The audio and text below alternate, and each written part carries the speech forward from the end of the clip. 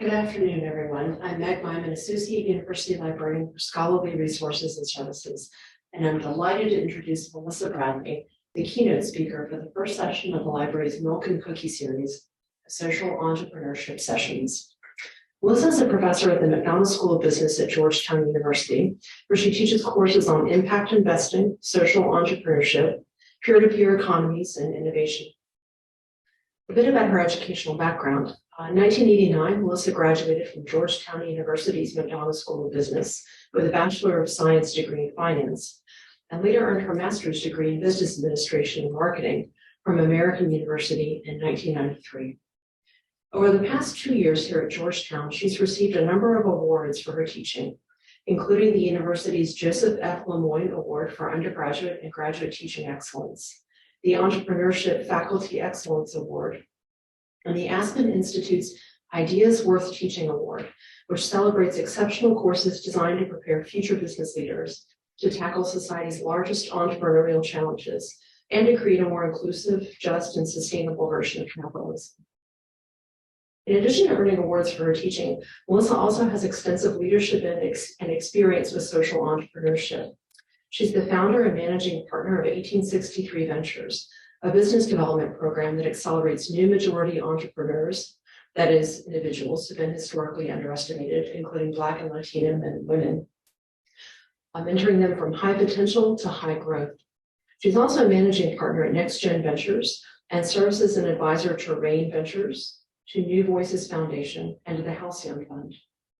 Melissa is a board member of a number of boards companies, including Eat the Change, the Motley Fool Foundation, the Association for Enterprise Opportunity, and Eureka, a venture-backed small business platform company she co-founded and later sold. Additionally, Melissa serves as a member on a number of councils and initiatives, including the Milken Diversity, Equity, and Inclusion and Asset Management Program, the National Advisory Council for Innovation and Entrepreneurship, Goldman Sachs 1 Million Black Women Advisory Council, Launch with GS Advisory Council, Fast Company Executive Board, Square and Forbes Small Team Advisory Team, and the Target Accelerators Entrepreneurs Advisory Council. In 2022, Melissa was named to both Forbes 50 over 50 list and to the Washington Business Journal's Power 100 list. In the same year, she was awarded the Georgetown Entrepreneurship Alliance Excellence Award for Impact. We are fortunate to have Melissa as our keynote speaker for this inaugural series. So please join me in welcoming Melissa Bradley. Thank you. Let me just give a few preface comments. I just finished teaching my block class for 3 hours. And before that, I got off a plane because I was at the Super Bowl. I took a red eye back so I could make my teaching requirement. I think there was a football game, but let me tell you, Rihanna was phenomenal. That's why I went. So I will say I'm about 90%. If you've heard me speak before, I'm going to try to get to 100%. A few other disclaimers. I'm from New York City, so if I talk too fast, just wave and tell me to slow down. I realize this is being recorded. Who has taken a class with me? Okay, so I may offend you, so I'm going to apologize right in advance. I understand this is a Jesuit institution. I am an alum. I usually practice with a cross in the room, but I also keep it honest. So I apologize now if I offend anybody with examples or language, but I just try to keep it as real as possible. And so far, I've been here 7 years, so I haven't got kicked out yet. What I want to talk about today is this concept of social entrepreneurship and having social impact. And the goals that I have for this are, one, making sure we're all clear what it really means, because language is really important to me. I think I love that we get a new word every year in the dictionary, but the reality is that it doesn't mean people use it the way it's intended. The second thing I want to talk about, what are the pros and cons about social enterprise? And then I want to talk about how it actually gets done. How many people in this room want to do good in the world? That's good. I mean, probably why you're at Georgetown, right? You're a personalis. How many of you know exactly how to do good? Kind of, sort of. You know how to act good, have good intentions, but how do you actually do and create good, right? Is a different question. What kind of good, what problems have we solved in the United States? What problems have we solved in the United States? Not many. Not many. Have we solved anything in the United States? Oh, yeah. What have we solved? Oh, women can vote now. Okay, Everyone can vote. everyone can, Vote. Give a vote. everyone can vote? Yeah. Have you seen the elections lately? Not everybody can vote. Now women can vote either. Very true. Okay, what else have we solved?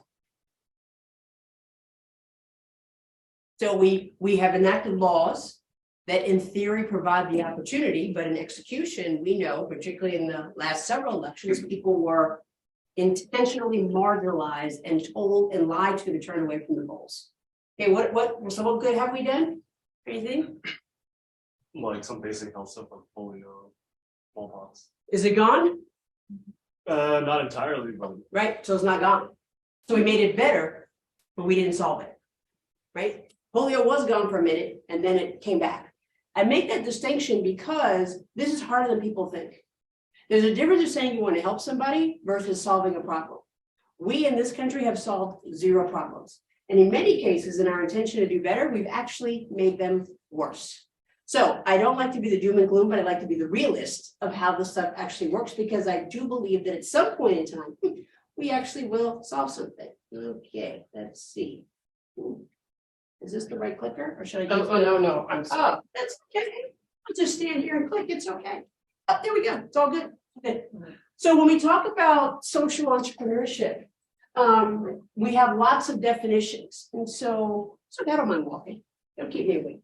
So what is social entrepreneurship? Without reading the slide, what is social entrepreneurship? What do you think it is? Just yell it out. Because y'all want to do good. So what is it? Yes. Building companies that the purpose is to have a social impact or do good. Okay. Solve problems. Okay. Solve problems. What else? So far we're not doing too well on that, but we got lots of companies that say they're doing it. Okay. What else? What else is social entrepreneurship? Is it a for-profit company or a non-profit company? It could be either. Okay. Yes. You help marginalized relations. Okay. Ideally, you have marginalized populations. Okay. What else? Do you make money? You can. It'd be helpful, right? We're going to talk about that, right? But the idea is that you're actually changing a fundamental disequilibrium in the system. And I just came out of my peer-to-peer class where I think they all just went home disillusioned. Because part of this is we have to acknowledge the context in which we operate. In a capitalist society that is inherently created and supported by perpetual inequality, is there a such thing as solving a social problem? Is there such thing? I mean, I don't want to break your optimism. I just want to be, is there a such thing?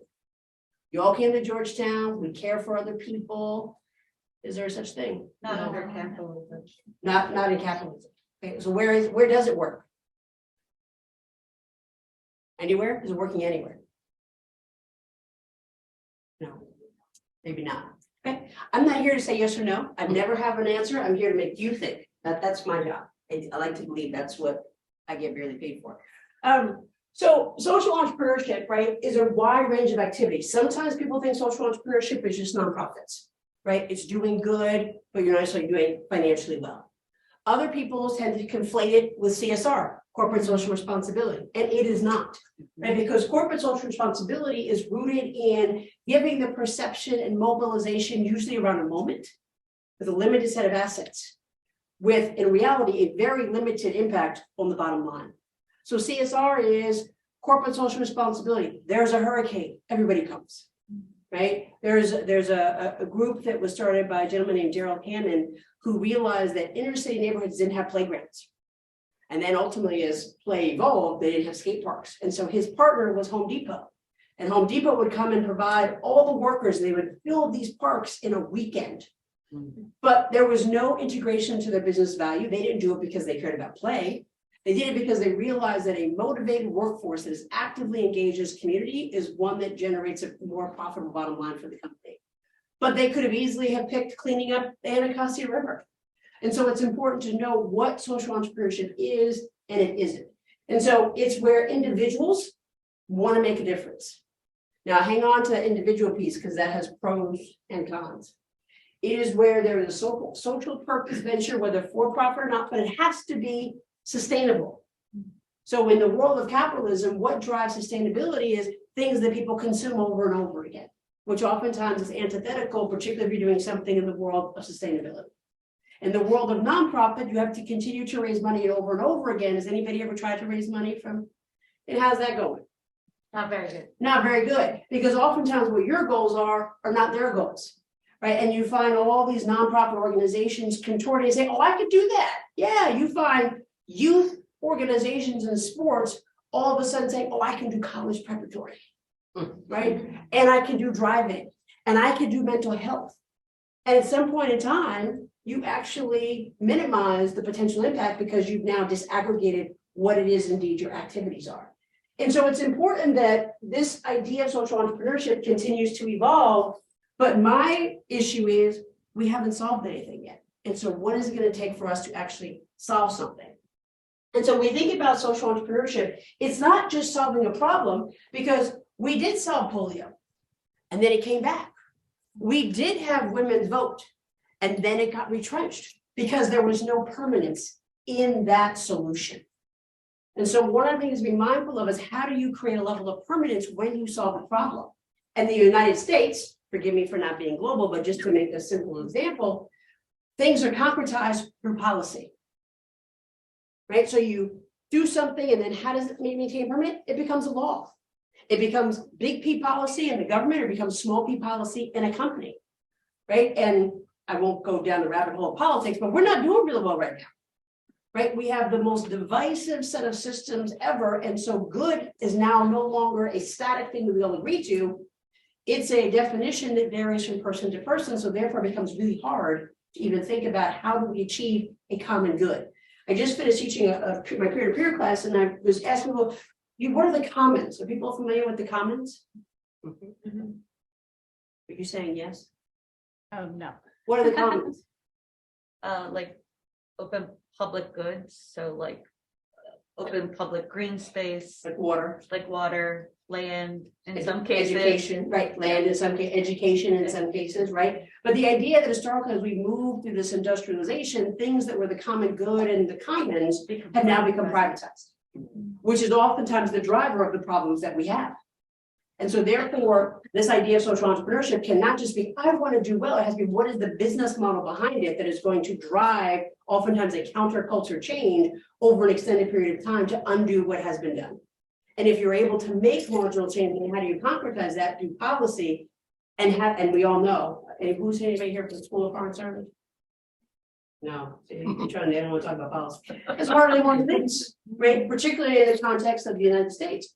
And so it's important to understand that it's not just standing up an institution, but it's actually generating new value.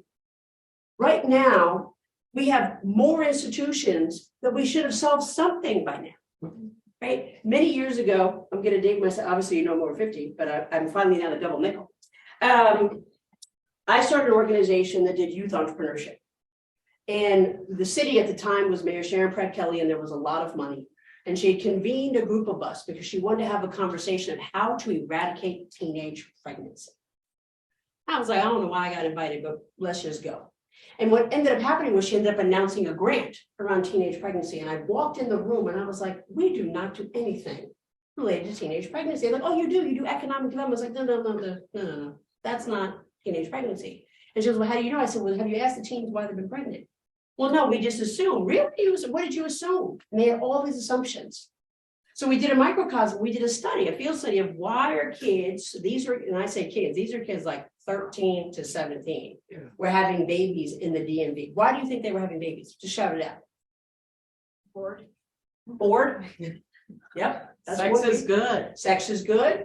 Hopefully. Yes. Maybe like cultural stigma against contraception. Cultural stigma. Yep. What else? Lack of access to contraception. Lack of access. Yep. What else? Education. Education. Who says education? Say more about education. You said education? Right, you said education, right? Yeah. Say more. What kind of education? Parents. Parents education. Having go talk. Okay. Education in the school where the teachers don't talk. Okay. Lack of access to abortion options. Welcome to America. Yep. Right. When we did the study, do you know what the #1 reason why people have? So let me take a step back.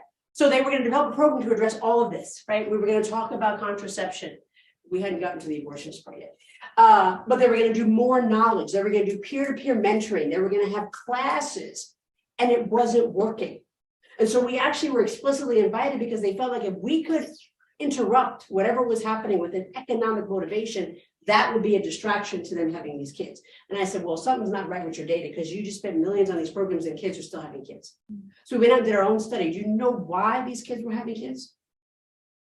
There was usually a trusted adult in their family that was taking advantage. Ooh. Well, that's not going to be solved by adding entrepreneurship, right? That's going to be solved with a whole different set of solutions. And so that's why, to me, I'm always skeptical. We say, oh, I get to start a social enterprise, but do you know what you're doing? Because in that case, for 5 years, these programs have been doing more harm than good because they didn't even understand the customer and they didn't understand what the cause was. And that happens a lot. We think, oh, this is bad, but for who?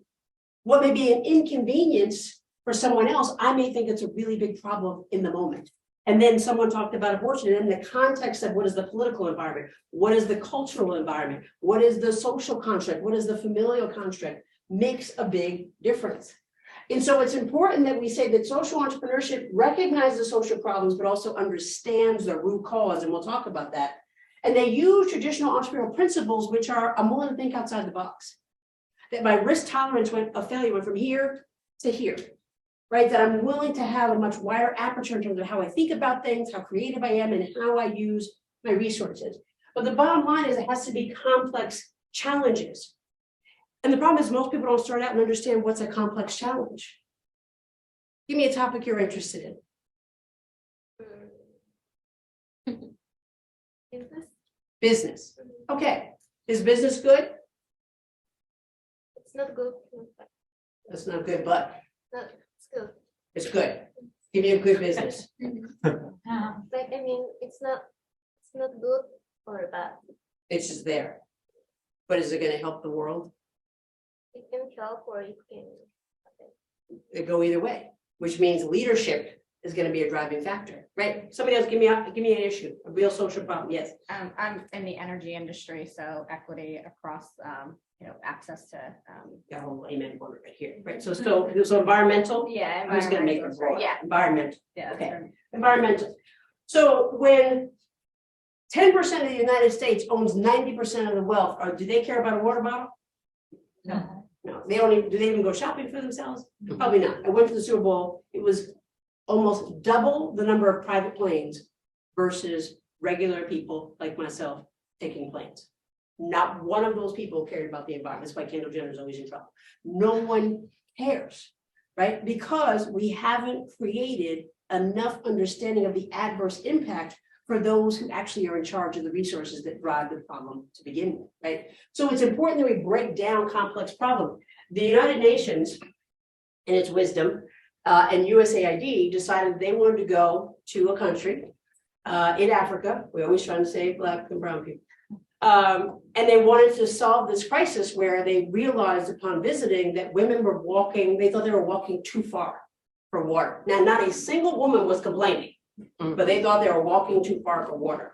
So let's just say this is the town and the water is way over there. So they were like, well, this is just crazy. We're going to build one that's closer, like right here.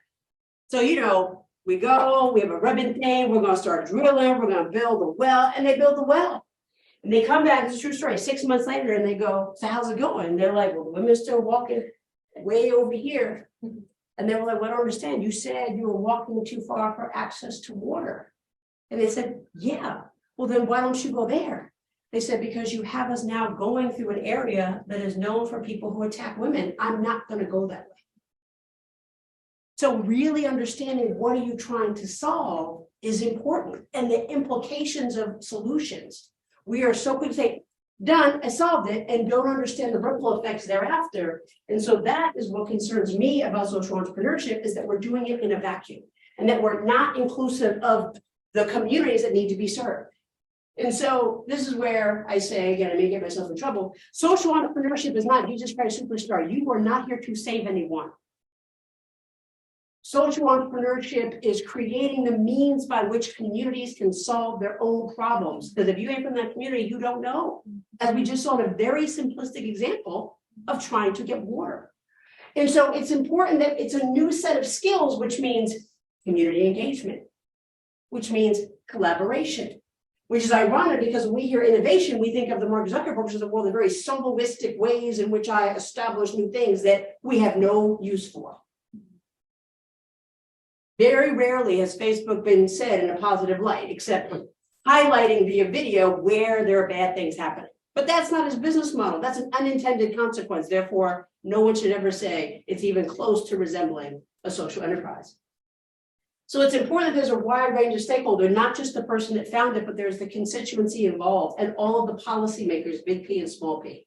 It's important that you understand the diverse expectations because my solution versus what the community solution, as in the water, may not be the same. And so it's important that you do your research. And so one thing that people underestimate is that we think because we got apps, innovation can happen in 48 hours. Social change takes decades. It takes patience, which is oftentimes contradictory to for-profit business, which is driven quarter by quarter by quarter, right?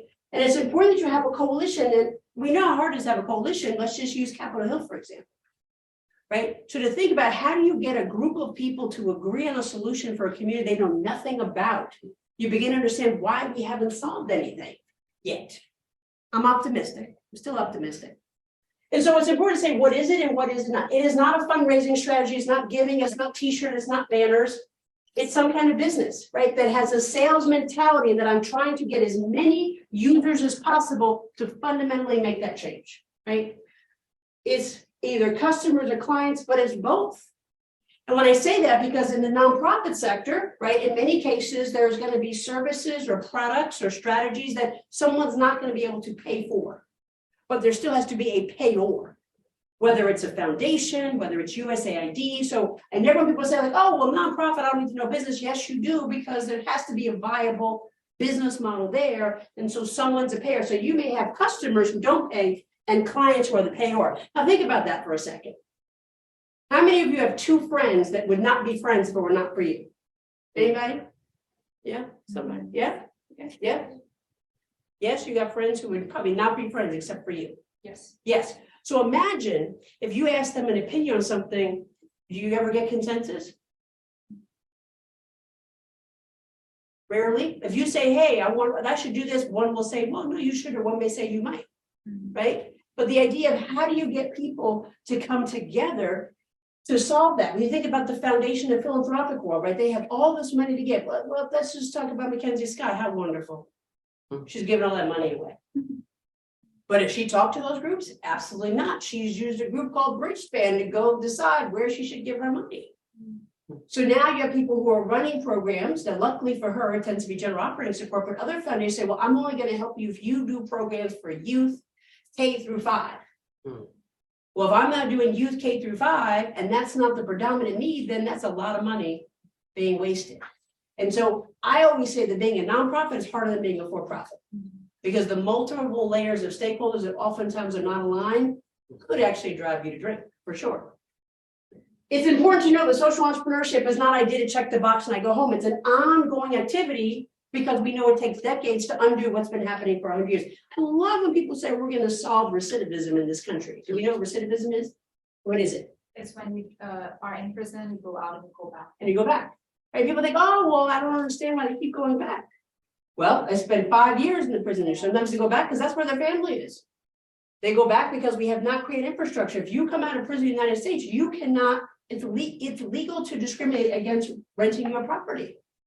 Right? You have horrible credit. You have to check the box. And so we've created this vicious cycle. We think, oh, because we reduced it, we've solved it.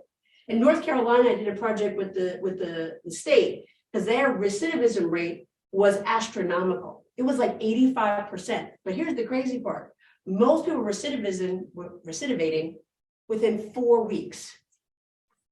It's like they didn't even get time to get a good meal and a good night's sleep, right? Because they're still dealing with that. And I was like, don't y'all think something's wrong? Yeah, they're just bad people. So we went in and did a study and we said, what are the reasons why they're going back to prison? 90% of the 80% were parole violations. What's a parole violation? I missed my appointment. I was late for work. I didn't check in when I was supposed to. And we realized that all the placements that the social service agency were given were all the way across town, and the predominant amount of people lived on one side of town, and there were only 3 buses to take them across. So there was no way they could go to work, check in, and be back across town for their check-in with their parole officer or their social work, and then get all the way back, so they would take the day off. And in some cases, they were embarrassed, say, I gotta go see my social worker. So they would just be like, oh, I can't make it today. The lack of transparency, lack of a safe pace, the lack of thinking around logistics caused this massive amount of recidivism. And so we decided that our recommendation was people need to make the social services portable. Bring your ass across town. Do something in the library. Well, before we work, but go to where the need is. Do not make people who's probably trying to solve work even harder. So that's extremely important. And then obviously it's going to take several years to be profitable. And even in a nonprofit, it's important that you have to set an ROI, a return on investment. That even if it's non-financial, you have to figure out what is the impact you want to have, and we'll talk about that. But here's the problem we're having is that if we think about anybody at economy, right, this is like the guru. And he said the social responsibility of business is to increase its profits. So our system is already jacked up from the get-go. Right? I came to the business school, I was like, oh, I'm just here to make a whole lot of money. And then I realized, oh, there's some opportunity cost to making all that money. Now, there is something that is different. You can be a for-profit business, but if you're a social entrepreneur, you have a greater risk tolerance because you have no idea what you're getting into. The process to innovation, the process to launch is much longer because you have to spend time with your customers. You've got to have a level of empathy and understanding that is not typically taught in most of our business schools. You have to really understand what are the intractable problems versus the surface problems. Teenage pregnancy was the surface problem. The intractable problem was the molestation. But if I didn't ask that question, which they did not, this was a government, we're never going to solve a single problem. And so part of this is asking the right questions. It's also important to understand that where social entrepreneurship fits. People think it's activism, right? Oh, I go, I mobilize, and I tell other people what they should do, right? Indirect action, and ideally I'm lobbying for policy change. This could be the tail end of your social entrepreneurship. Then there's social service. I'm feeding the homeless. I'm building temporary homes. That's direct, but there's no long-term change. I was on the board, but my first board at Georgetown, I was on the board of a homeless shelter. And I was like, I cannot believe we're talking about building more homeless shelters.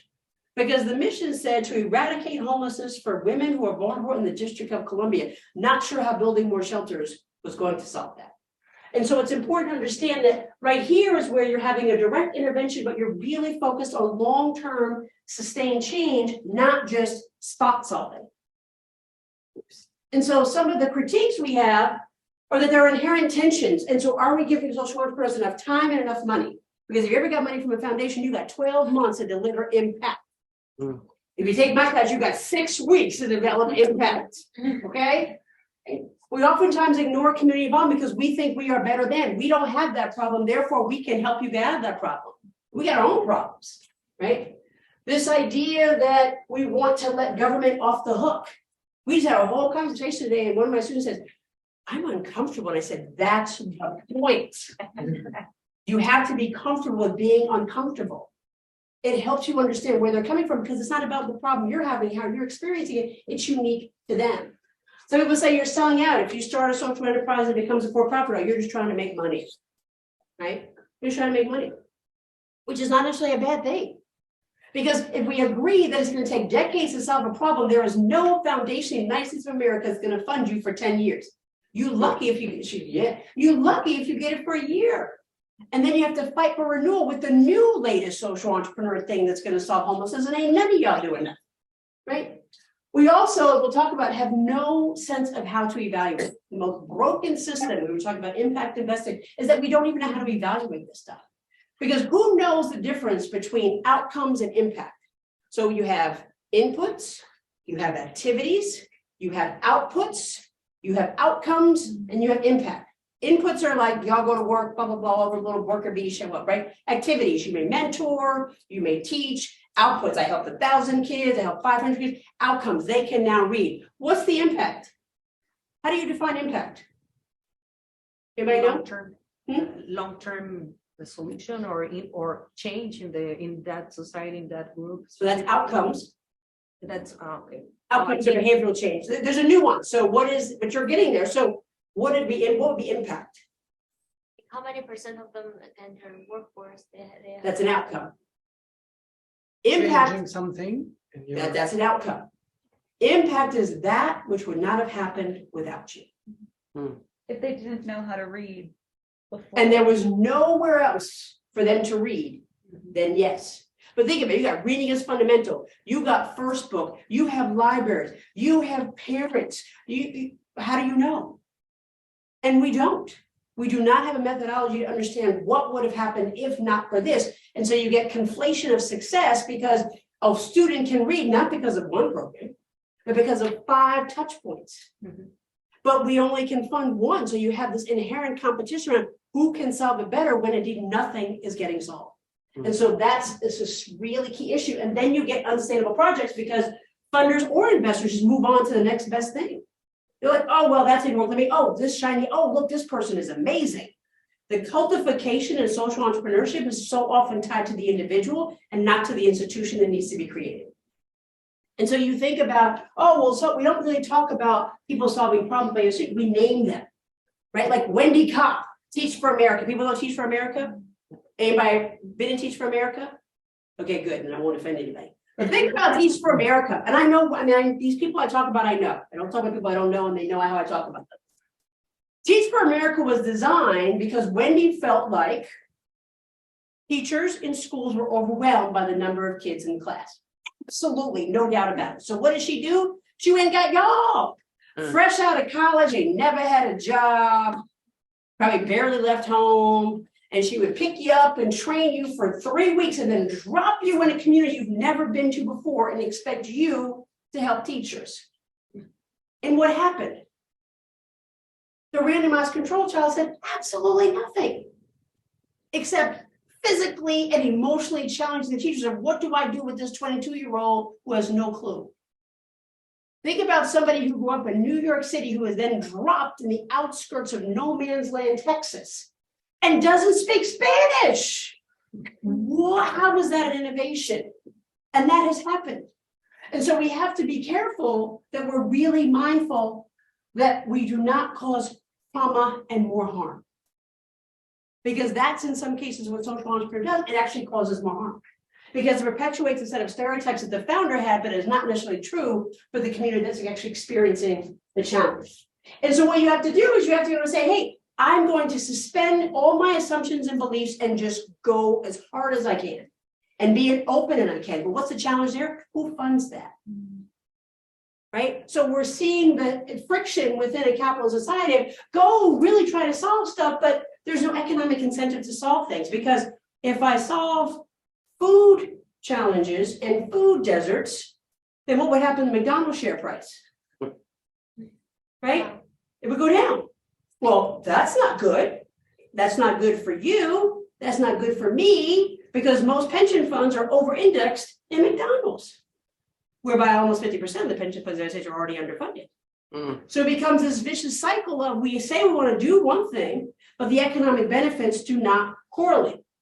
And so it's important that we know that as a social entrepreneur, you're looking at things that nobody else has done before, right? You're realistic that pricing is going to be hard. So all the counterintuitives that you learn in business school, anybody in business school? Okay, so for those not in business, all the stuff you talk about in business school, right? It is lack of consistency. Governance becomes extremely important. Who gets to say and who gets to be in charge? And that's significant because I'll give you a very practical example. When I graduated from here, I started a business. I sold it. I was like, nobody's going to pay me what I paid myself, so let me go ahead and get another degree. So I went to graduate school. And then while I was there, I started this nonprofit organization because I didn't think the students could afford what I was trying to do. And I just thought this is a great idea. I paid for it myself in the beginning. We had results. This was going to be great. And it was a youth entrepreneurship program. I went to raise money. Now, I had been an entrepreneur. I had sold the company. I was an investor. I had graduated from Georgetown. I was a finance major. Something says I should have gotten some money. But who got money? This guy named Steve. This white guy out of New Jersey who had never been an entrepreneur, was a corporate executive, was on the board of the Boys and Girls Clubs, and felt like, oh, we're going to teach math and economics through entrepreneurship, and he would take them to the store, buy wholesale pencils, paper, and have them resell it and call that entrepreneurship. He raised 10x more dollars than me. So it's hard to be a social entrepreneur if you reflect the community. I had somebody tell me when I walked in, because Melissa Bradley is not the most ethnic name ever.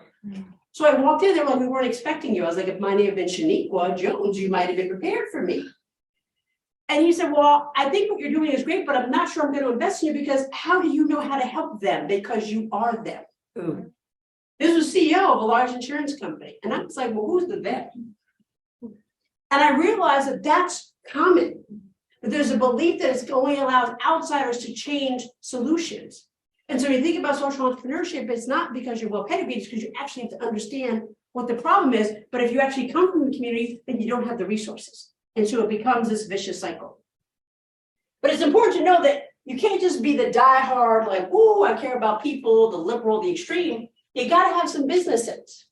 Because it does take money to solve these problems. It takes coalition building. It takes understanding your customers. It takes marketing to do this, because that's where you create shared value. Right? Economic value is what you get from for-profit businesses. Social value is what you get from nonprofits. This is how do you put them together, and how do you balance those two that oftentimes are inherently contradictory, right? And so when we think about new approaches, right, we realize that now when we talk about entrepreneurship, you can't just think about incremental change. You begin to see a lot of awards, big awards, like giving $1 million out to people because they recognize this is a launch one, it takes a lot of money, and you have to allow failure. In business, oh, anybody heard of Quibi? Nobody heard of Quibi. Oh, wait, yeah, that was like. Yeah, that disaster, Yeah. right? That Meg Whitman started, raised over $10 billion, went under in less than 6 months. Turned around and started another company. But if you start a social enterprise and it doesn't go well, you get cut off.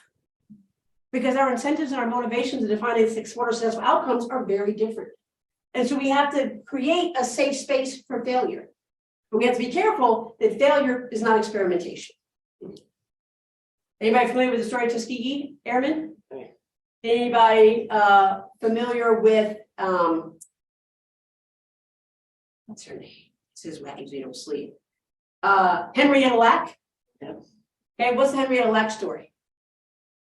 Go ahead. Her stem cells were taken and actually continue to be used today as part of medical research on how we develop vaccines and other things, including our most recent. Black woman was not told what was happening to her. Pharmaceutical companies profited, and they call that innovation, but that's called experimentation. Right? Innovation is when you're able to have a collaborative approach and it becomes an ongoing cycle of some kind of value creation, not extraction. And so it's extremely important to understand that. It's also important that we don't look at this as a handout, but a hand up. Part of this is that when social enterprises get started, particularly if they're nonprofits, right, they're supposed to live on in perpetuity. So it's counterintuitive. They're going to solve a problem. They're just going to focus on how do I raise more money over and over and over again.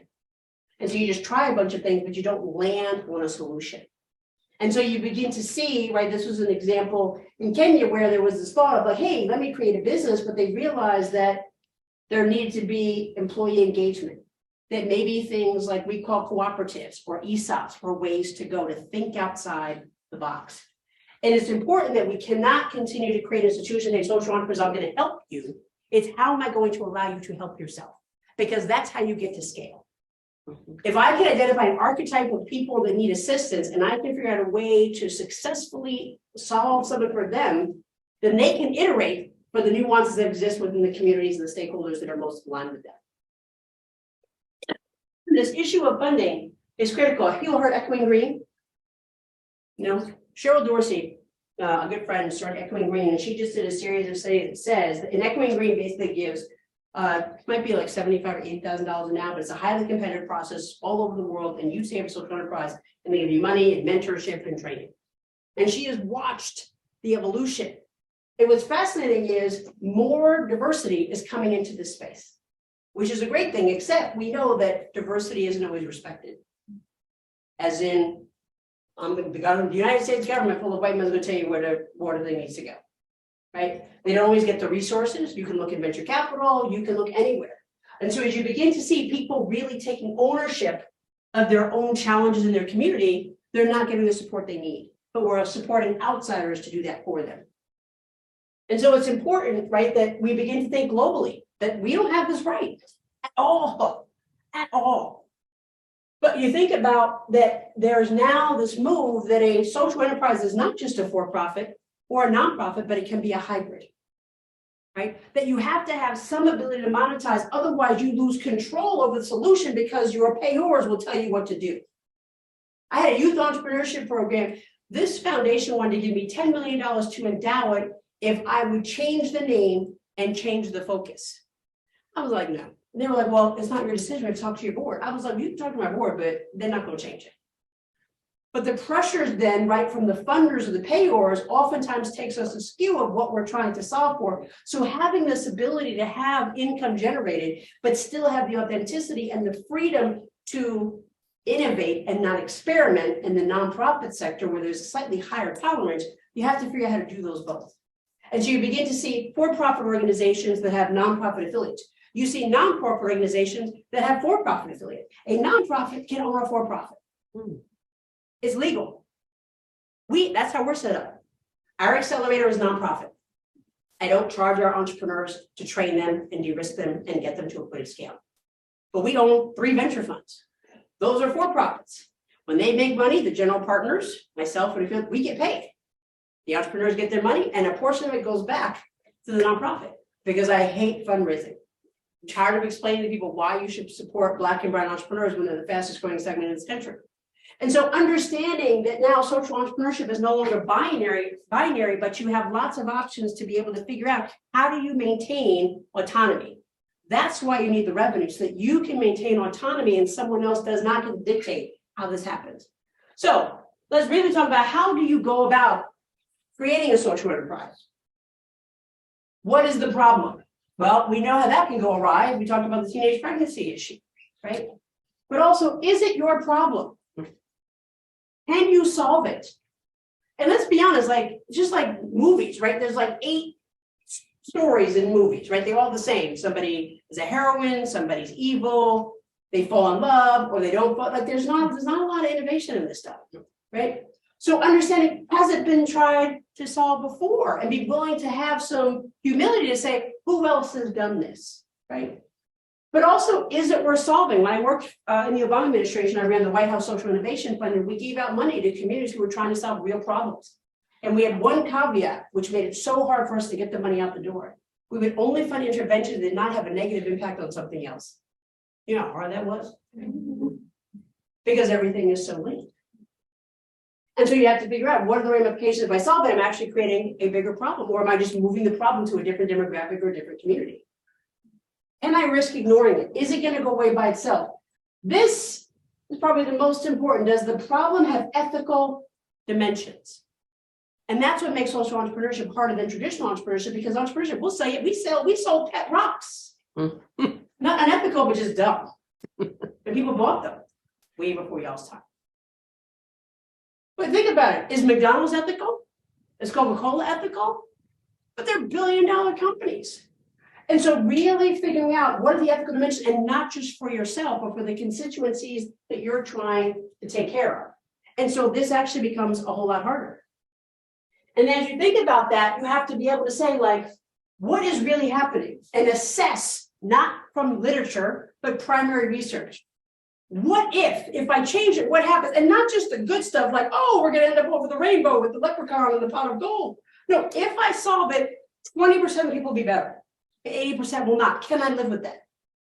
If I solve it, 50% will be better, 50% will be worse. Can I live with that? And not just being overly optimistic, blinding to what the potential outcomes are. What wows? What is going to allow me to be sustainable? What is going to get people interested, the types of people who will not place constraints on the resources that I need? And what works? Where and how can I test this without being extractive? That actually creates collaboration, that has values baked into it, because that's the part that's definitely missing. And so if you're interested, these are different frameworks. So if you're familiar with the business model canvas, is the social blueprint framework. Right? It thinks about your anchor purpose. What is your mission? What are you really trying to accomplish? And then what is your business case? Whether it's a nonprofit or for-profit, it's a business. It's still a business. Nonprofit is a business where it means that if I make money, I can't go at my hut at the end of the pier in Tahiti. That's all it means, but I can make money, right? I can have Ubin, right? So what is the business case? What is my value? Who are my stakeholders? What are my distribution plans? What are my revenue streams? And then how am I understanding the elements necessary to actually solve the problem? Who are my partners? What are those activities? Right? And if you fill it out, these are some more of those questions, right? What are the assets that I need? Who are the partners? What are the cost drivers? And understanding that.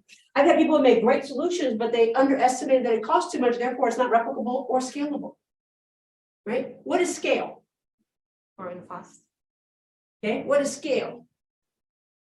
That's no, but that's what people think it is. What is scale? Reaching more people in a way that is sustainable for the people you're trying to serve. You were getting closer. What is scale?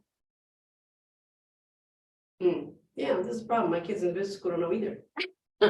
Scale is when you can derive more outputs with less inputs. It's the whole concept around sustainability.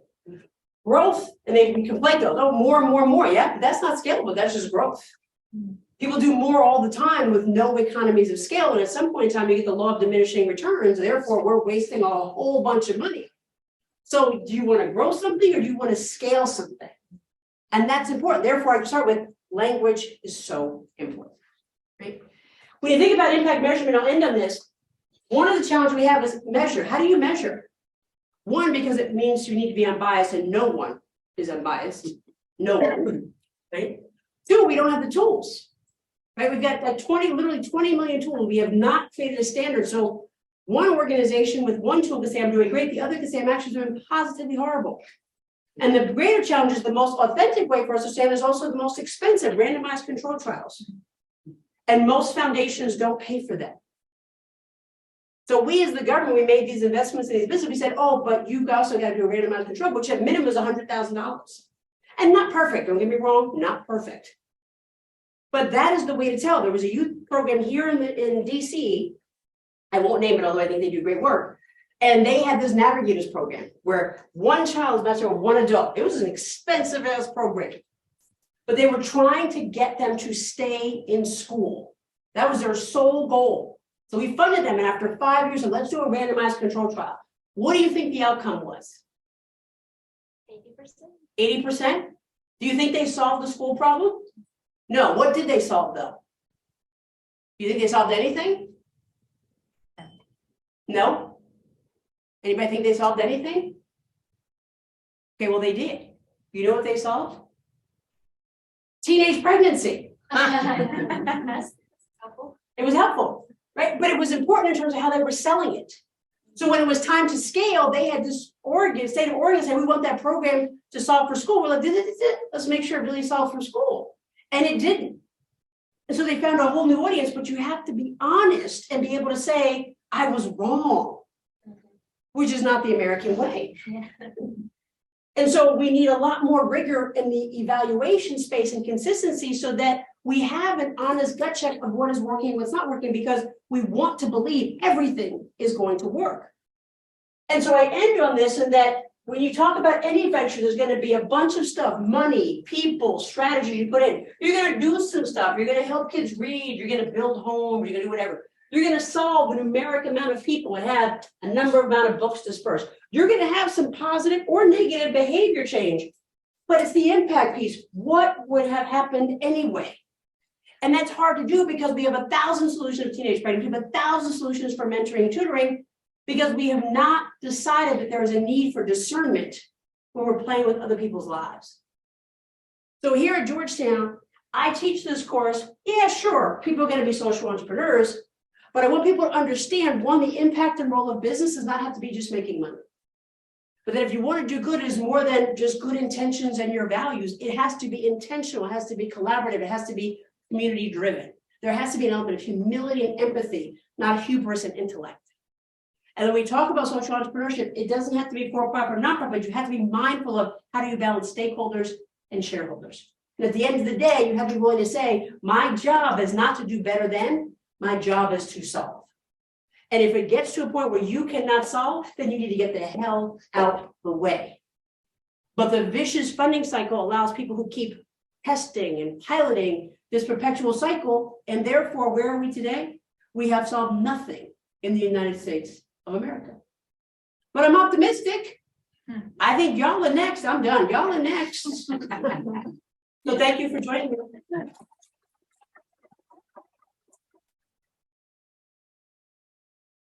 Any questions, comments, concerns? You're like, what the hell? I was so excited. Yes. In your program, environment sustainability, then the most important thing is to define your goal. What is sustainability? What does it mean for each organization? Which means it's not a one-size-fits-all answer. Right, it's Yeah. different company by company. And second important step is how do you measure impact? That's just how do you measure the impact and the emission is very Yeah, so I told you, email me. So in the syllabus when I teach impact investing, there are right now over 250 different impact metrics. Some of them you're free, not very robust. Lots of people you can pay to do it for you. Some of them are more complex. We're looking at financial, human, environmental. Some of them are just purely financial. Some of them are just purely qualitative. right. There's no standard. There's no standard. And what happens is that one of the things that Rockefeller Foundation proved is that there's inherent bias in the system. So they sent a bunch of field research. They took about 20 of their portfolio companies all across, as they call it, emerging economies. And they picked those that had reported they did the best work with the job. They didn't tell these organizations, they deployed field workers to go talk to the constituents of these programs. And they found that there was a relatively 65% match that they were good programs. But then when they kept going and asking questions, they realized that 65% was only because it was better than. It had solved no problem, but the fear of loss of better than was going to be better than having nothing. And they were afraid to tell the truth about the program. So when they got them in closed doors and they said it was confident and they believed these folks, most of them said the programs are not really helpful. But Rockefeller had spent over $200 million on these programs over the past 5 years. So even with evaluation, right, it becomes expensive. And who pays for that? Foundations and investors don't pay for that. We just want to know, yeah, you work it looks good. But people don't really want the answer. Nobody wants to know I just wasted $200 million. So when you say what is the right answer, I think there's lots of tools, but we have yet to define what is success. And now in this space, that we've settled that success is somebody is better than. They're better off than, but who am I to decide what's better off? Right? Am I better off because I came to Georgetown? I think so, but I'm not sure. I look at some friends of mine who go to college, they're not doing too bad. So it's all relative. And I think we have to be mindful that it's not going to be a singular focus tool. It has to be holistic to say what is better. Yes. Yes, ma'am, and then sir. If program evaluation is expensive and not often something folks actually think through in their business plan or social entrepreneurship plans, how can you be aware of the harm you may be perpetuating? You can. So if the whole purpose is to not perpetuate more harm, Then we have to, so one of the interesting things about this is that there's, for something that calls itself social, we all don't operate on a set of core values. So you think about Ashoka and school form, and I'm like, I've been to all those events. I stopped going because nobody ever talks about values. We talk about activities. I was part of a group called Social Venture Network. You're going to love it. We have shared values. Like I said, what are our values? You keep saying we share them. Nobody's ever asked what my values are. I was in the organization for 3 years on the board. I never knew what our shared values were. And I was like, and so I think until we're willing to have those honest conversations, to be comfortable with being uncomfortable, to have a higher risk tolerance around making mistakes, but not complete failures, it's going to be really hard. And let's be honest, no funder or investor is going to give you money to try to make a mistake. So I think part of the challenge here is not just the individualistic piece, it's the capitalistic piece in terms of how money is supported, right? That there's always an opportunity because there's never going to be enough money for one or the other, as all these big consulting firms said. So we're creating and letting people decide the opportunity costs for other communities. Yes, sir. No. I don't have a question, but I have two comments. Okay, go for it. First of all, I would like to congratulate you for your concise and clear presentation. That's from New York, thank you. And secondly, I would like to share my experience Please. to prove the pertinence of your presentation. Because I'm from Africa, Congo, and the country has been in war for decades. And humanitarian professionals have been working there for decades, but without any result. And the people started thinking what they could do. And 4 years ago, they started that they call Nexus. Nexus is now the link between humanitarian aid and sustainable development. But they don't really understand the need of affected population, local population. And more than 10 years ago, I created a non-for-profit organization, and I couldn't receive funds. And what did I do? I decided to have some business in order to sustain my NGO. And until now, I'm now in 3 countries in Africa. And 4 years ago, I opened a NGO here in the United States, and I've been training people. That is to show that what you explain to us is very important. Well, congratulations to you, man. That's awesome. But yeah, you had to bifurcate it and say, how do I bring in the money? But the reality is, if you build in a purely entrepreneurial perspective, it creates a higher level of autonomy as you move forward.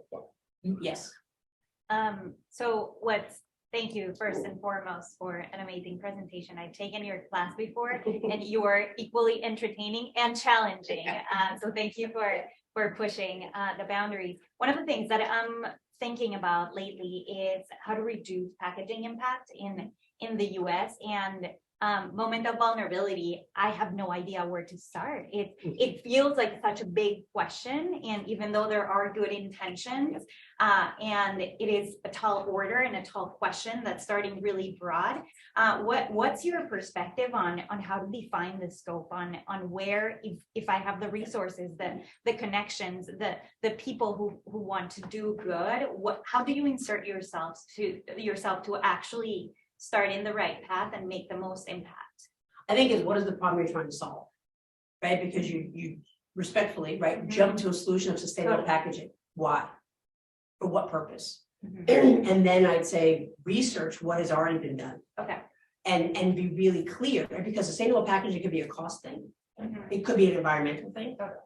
It could be a skills-based thing. I've seen a lot of alternative packaging. I'm going, that's pretty complicated to put together, right? It could be perishability, like people try boxes, but if they get shipped and they get wet, then they corrode. So I think blowing it up and saying, I don't even want to talk about sustainable packaging. I want to understand what is the problem in this delivery system that we have defaulted to things that are not sustainable. Because it could be cost. That's always the easy default. It could be availability of materials. It could be accessibility of materials. Right, I'm making this up because I don't know anything about sustainability. But if we find that bamboo could be an alternative, well, that's going to be a struggle in the United States because we're not sitting on a bunch of bamboo. Yeah. Right. So it could be that's the most viable option, but because we don't have it, I have to import it. The cost doesn't make sense, and we've now found out that the customer doesn't want to pay.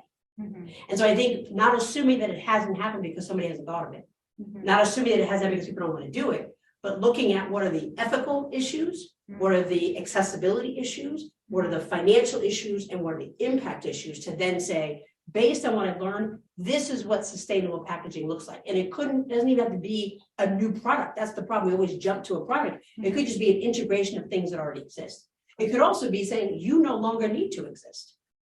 And that's where it gets really hard to say, like, you are actually the chink in the lane, you have to go.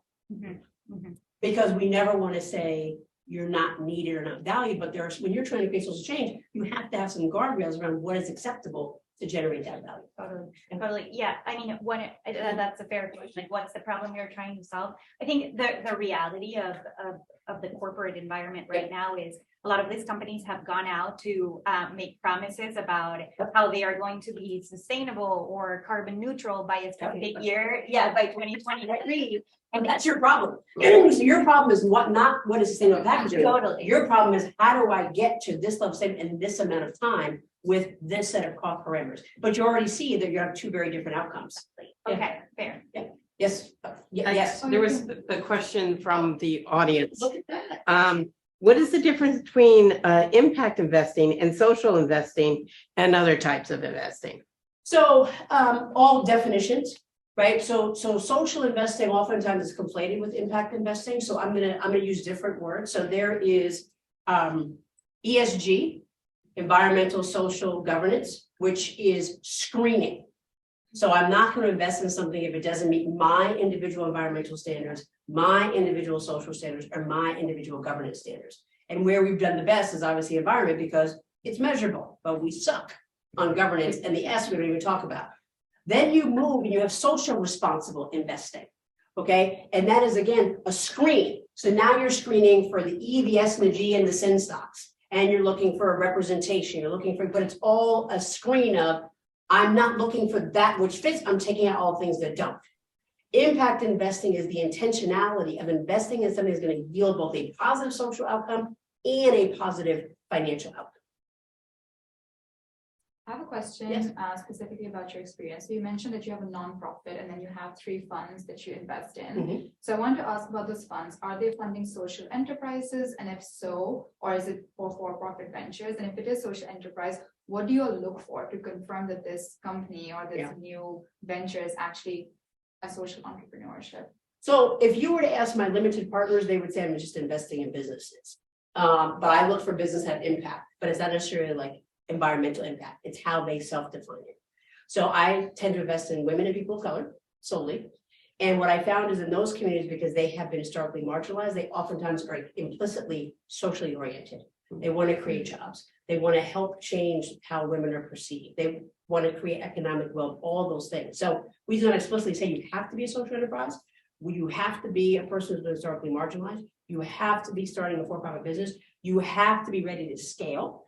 So we don't invest in businesses that are less than $300,000 annual recurring revenue. We don't do startups. 88% of all the programs in this country are in startups, which is why most of them fail after 5 years, because there's a difference of being a founder versus being a CEO. Completely different mindset, completely different set of strategies, completely set of tools. So our focus is having somebody go from founder to a CEO to then build multi-million-dollar companies that can create those jobs, give back to the communities. So we look for people who are ready to scale. We look for people who fit the demographics. We look for people who have businesses that we actually understand. I don't want to invest in a sector I don't understand because I don't have time to learn, and I don't want to run the risk of steering them the wrong way. I invest in business where I like the people because we always take a board seat, so I gotta like people. I invest in people that I think are going to make me money and more importantly make them money. And I also invest in a way that I am not extractive. So I can give you an equity investment, but I can also give you a revenue-based financing investment, which is then non-extractive and allows the entrepreneur to hang on to as much equity as possible. Somebody else? Yes, ma'am. Just, I think we're in front of the time. Yeah, but No, she said she can go past. Okay, my background is in change management. Okay. So I'm curious about if you have, because you were talking about the KPIs that are not standard, that in change management, we are focused on the successful strategy that we use in every project, Yeah. So in NGOs or in this social entrepreneurship, how do you measure that? Is there any standard that you use or you recommend that the projects itself has and focus on change management? Is there any standard? So I have to say that a lot of the metrics that exist now, ironically, do not focus on change management. They focus on outputs. Sometimes they'll focus on outcomes, but there's a cost to determine outcomes. But most of the tools are focused on how many did you solve? So like if I'm a tutoring program that I solve did I tutor 500 kids? I tutor 1,000 kids. And the default assumption if I tutor 1,000 kids is going to be a better result. But if I sucked and can't ever read, it doesn't really matter if I did 500 or 1,000. So I always say that this works until it's time to measure it, which is why we haven't solved a lot of things, because the impact piece and the measurement piece is broken. You don't need 250 different tools. Either it worked or it didn't work. And many of these tools, maybe about 15% of them actually have stakeholder input, which means that it's all about like, well, I think it worked, it worked. But I also would say if I'm understanding change management, the focus around social entrepreneurship, which is not necessarily a good thing, there's some fault there, is focused on what is produced, not how it happens. So that to me is where the change has that, which is why, talk about cult of personality. A lot of times these social entrepreneurs are around the person who created them and not the problem at hand, and they get bigger than they really need to be. And so I think we don't do a good job in this space of looking internally around what do we need to change. We keep just playing as if levers around activity generate outputs as opposed to what is it about the inputs that we need to change. Yeah. Yes, sir. What do you think is like a good example of a social enterprise that has succeeded in some of the ways that you define it? They're all problematic. But I want to be fair and give an example that I know. So I kind of picked on Wendy. So I think there you go. I'll take honesty. I'm going to honesty from Seth Coleman, right? So I've known Seth almost 20 years. Great guy, great family. He was intentional around stopping the sugar consumption. He's a vegan, very religious in Jewish culture. And so he wanted to make sure that he was able to create a company that was aligned with giving back, which is very much part of the Jewish culture. They have a name for it. I'm blanking on it right now. Anybody knows, help me out. He wanted to make sure that there was reducing and using more healthy ingredients. He also was deeply committed to sustainability in communities, whereby he set up cooperatives. And he was not just about creating wealth for himself, but creating wealth for the other communities. So he creates honesty, right? I ain't even go like, great, but hey, whatever. And it goes off to be a wild success. He sells it to Coca-Cola. And now they're going away with it. We're doing away with Coca-Cola. So he's created this new company called Eat to Change. And now he has something called Just Iced Tea or Justice Tea. So I give that example because there is someone who's got flaws, but who was intentional to understand the power of branding, that even honest iced tea and just iced tea signal what is the company culture. He has been able to figure out how he can become wealthy, impact his cost by literally traveling to the ends of the earth and cultivate and grow tea farms with local folks that partly own those tea farms. So he just got back from a trip. He has this amazing video and he talks about like, I don't own this. I buy from them, they own that. And he's built schools and he's built housing, right? So he's created this ripple or multiplier effect that things are going well. But on the flip side, he's got some challenges. His team is not diverse because he hired who he knew. He had no women or people of color on his entire board until finally he was like, something not right. And so he called me and a Latina that he knew and was like, hey, do y'all want to come join the board? And I was like, it's got to be more than that, you, because I feel like you're checking a box. But we had a long conversation. So I say that because I think he's been very intentional of what are the systems to generate wealth. He's been very intentional around self-reflection and honesty. And he's been very bold in terms of what is the signal he's sending with his brand and his company to the world of what he wants to do. But it's got its problems, don't get me wrong. I don't want to set that up as the perfect standard. He's trying. Yes, ma'am. Got a question from Okay. online. Quincy Alegria Gambrel is asking, what would be the first step you'd recommend a mid-career professional take if they wanted to enter the private equity impact investing arena? Are they afraid of numbers? No, I can tell you that. Oh, no, they're not afraid of numbers. Okay. Yeah, knowing the person. Okay, no. They worked in the banking sector. Okay. So I think the first thing is getting experience. And you can connect with the person if you like. I think the first thing is getting experience. So I would say this, like I teach these classes and I think a lot of folks are scared of numbers. So as long as you're not afraid, you're good. I think in their case, getting experience because the banking sector is very risk averse, oriented and regulated. Private equity and venture capital is the wild, wild west. We are an unregulated industry. So I think getting them to be comfortable with themselves, not to say they're not, but understanding is a different risk tolerance. It's a different language. We isolate people in the world of finance by nomenclature. And I would say just like, even while they're working, if they have it left, just go hang out with some people. Like say, I want to sit in on a staff meeting, or I want to talk to somebody, I'm happy to help them talk to people to really understand what it is, because it's more art than science. I would say in the impact investing side, that's what I'm trying to go. That's pretty hard to do. Just because if you want to go inside an institution, I think they're going to hit some of the challenges they already felt, which is more institutions say it's impact investing, but it's really ESG. And then in the true venture space, nobody believes in impact investing because we haven't had a big win. And so our funds are smaller, our management fees are smaller. And so most of the staffs in impact investing firms are no more than 3 to 5 people. And so if you aren't there at the beginning of the fund, you now have to wait for the fund cycle, which could be 10 years plus 2, for them to start to hire the next wave of people. And then if you think about all the big companies like Goldman Sachs, Bank of America, all the places, Deutsche Bank, all of them started with 20-person impact investing teams. Now they're down to 3 because the CEOs have decided it's a cost center as opposed to a profit center. They created products to be able to keep the wallet share of their ultra high net worth individuals. But unfortunately, they're just screening out and not doing active alternative investment. And so they're barely keeping pace with the market. So these companies and the assets under management, the wallet share is downsized. I don't want to say doom, but just tell them. There's opportunity there.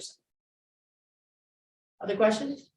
Oh, yes, ma'am. Yeah, well, thank you very much my pleasure. for all the information. I'm from Ecuador, and I'm a co-founder of an NGO there. Okay. And I think that 7 years ago, we decided to have this view of a social entrepreneur instead of living from charity. So it has been a big change, but the problem is that it is a longer way to work on. It's sustainable, but it's difficult to be there to start working about it. So what can you recommend to another NGOs and how to start this social entrepreneur instead of living from charity? That it's in Latin America, most of the NGO live from charity than this social entrepreneur. Yeah. You might not like my answer, I would say blow it up. Blow it up. Because it's hard for you to move from this framework and mentality of how to move from a charity to a social entrepreneur, because you saw it's 2 very different rules of thinking. So I would say step away from the charity, start from scratch. What is the problem? Who's experiencing that problem? What is the market share of that problem? Who's going to pay to solve that problem? What is the cost of solving that problem? Because not everything, I mean, I want to be clear, maybe I was, and I didn't say this, not every social problem is relevant to be a social enterprise. Some things just need to be subsidized, right? Now, some of it has political implications, like I think everybody should have access to fresh water. It's absolutely absurd. But for political reasons, we don't. I think everybody should have access to lots of things. And so I think you have to figure out also what are the structural elements that you have control over and you don't have control over. You're gonna do that, but I think it's gonna be hard. It's hard, I'll be honest, because we just did it. It's hard to say I'm gonna go from a charity to a social enterprise. One, because you've got branding issues. You've got accounting issues. You've got cost structures that are gonna have to change. You've got mindset of what does a deliverable mean, not just checking the box for foundation, but how do I really create that ROI? How do I establish that ROI? How are people's compensation and job descriptions tied to that ROI? So I always tell people it's just better to technically blow it up, have a brainstorming session, start all over and recreate as if nothing existed, and then figure out what parts can you bring over and what parts do you need to leave behind, right? Because there's going to be a culture that is not going to last in a more social entrepreneur, risk tolerant, faster paced focus on innovation than just amelioration. Yeah. Oh, okay. You get the last question. Sorry, you get the last question. You've been sitting back there quietly. Oh, so maybe you have a question? Sorry, yeah, I had a question on stakeholder management. So I think you talked a lot about it. But how do you broach the difficult topic of certain, let's say, policymakers being part of the problem that they are trying to solve, right? So how do you change their mindsets and stuff? Now, I think one thing we talked about this in this class, but it was, I thought it'd be too long, is governance, right? All of these companies, right? I mean, I think we default too oftentimes on our big P policymakers when indeed, what is the policy in place at the company? For most high growth companies, right, what they fail to do is to create a board outside of a set of investors. And so therefore, if your board, if you were a startup company like an Uber, right, or a Lyft, the majority of those board members are investors. Therefore, they are driven by the bottom line, not by impact, not by anything else, right? They could care less about management. They care less about middle management. It is driven by what is my profit margins. And once you go public, how am I trading? And so you have to be pretty intentional in the DNA of the organization of what is the governance structure you have to have. And so I always tell entrepreneurs, go get 3 to 5 board members before you raise capital. So that you have a board established that can counteract the very much bottom line driven corporate investor mindset of how do I get my ROI in 3 to 5 years, who can then have an honest conversation and have a stake in the company to say, hey, we're peers here, as opposed to, oh, well, you're just the side advisor, which happens. So I think a lot of it is your governance structure. A lot of it is what are your bylaws, who gets to vote how. In my company, people who are non-investors get more votes than the investors because they have different outcomes that they desire. So I think a lot of it is how do you set up the governance structure? In terms of government, sure, there's a role, but I'm not really I'm not optimistic these days, because I think one of the things that one of the students said that ironically so did Barack Obama say, and this is not Democrat or Republican, we no longer have a unified definition of truth in this country. So you have to be careful what policymakers do. Do we want them to legislate equity? Do we want them to make sure people are safe? And so I think that's where you find yourself. I always say, stay outside of government as long as you can, because it's very expensive, it's very time consuming, it's a huge education because they don't even understand what's going on. So I think if you can create a structure that your business is able to operate in and of itself, assuming you're in a non-regulated environment, that's probably the best policy that you can set up. Oh, thank you. Oh my God, this is so wonderful. Thank you.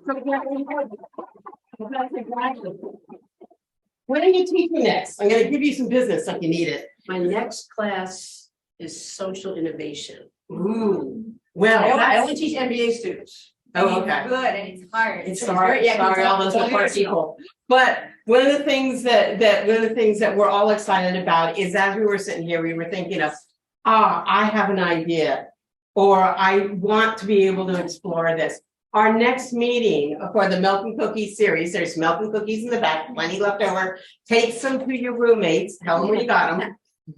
Is that we have on February 28th, that's Tuesday in 2 weeks from 5:30 to 7, we'll be going to have a what we call Chalk Talks, which is a Georgetown entrepreneur group of people. We have 2 very good social entrepreneurs coming here on that day, and just sign up. There's no virtual, and it's going to be a limited 25 people, but they will talk with you and explore your possibilities. And the most important thing about the EIRs, the entrepreneurs in residence, is the ability to go and basically connect you. Professor Bradley knows a lot of people, but you're in the Georgetown network. You came here. Thank you for giving us your tuition dollars.